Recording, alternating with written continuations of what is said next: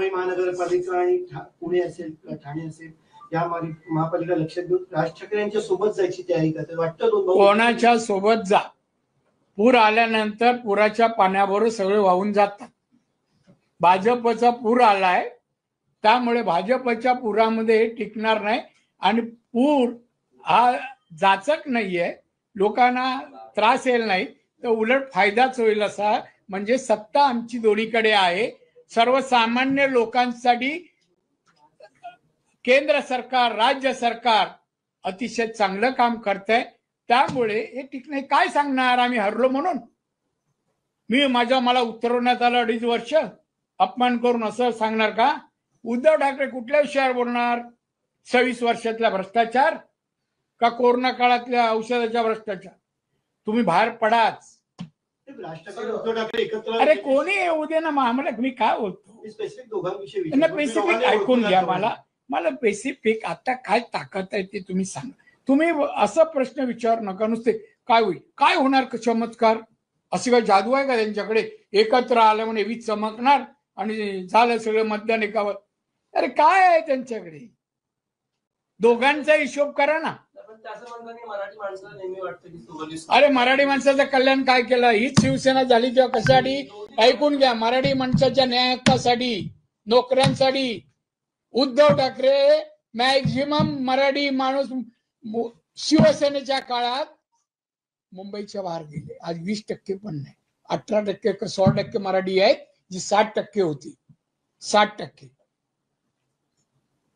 60% मराठी माणसं होती 1960 साली. आज 18% ते 19%. कुठे काय केलं शिवसेनेने? हिंदू. आता सावरकर. अरे आता मुख्यमंत्री होता, राहुल गांधी मांडीला बसायच, जो सावरकरांवर टीका करत. आता बाहेर पडले, आता सावरकर आठवले. किती स्वार्थी माणूस आहे उद्धव ठाकरे. काल काय बोलत होता, आज त्याला आठवत नाही हो. आता लंडन मध्ये आठवणी करून दिल्या का माहित नाही, काय डोक्याचं काय केलं असेल तर. त्याने आपला वयाचं तरी भान ठेवावं. आता आपलं वय झालेलं आहे, आपल्या टोपाचे केस पण पिकले, त्याचं त्याने भान ठेवावं आणि प्रगल्भ वक्तव्य करावं. प्रगल्भ. तुम्ही कोण आहात?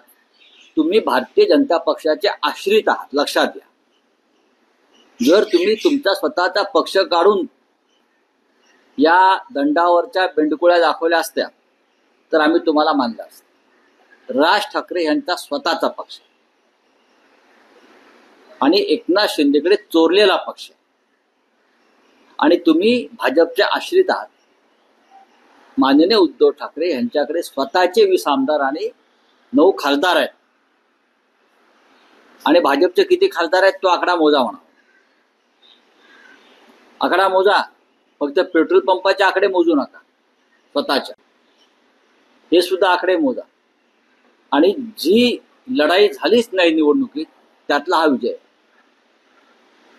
पाकिस्तानमध्ये घुसलेल्या सैन्याचे ज्याने पाय खेचले, त्यांच्या शौर्याचे पोवाडे राण्यांनी गाऊ नयेत,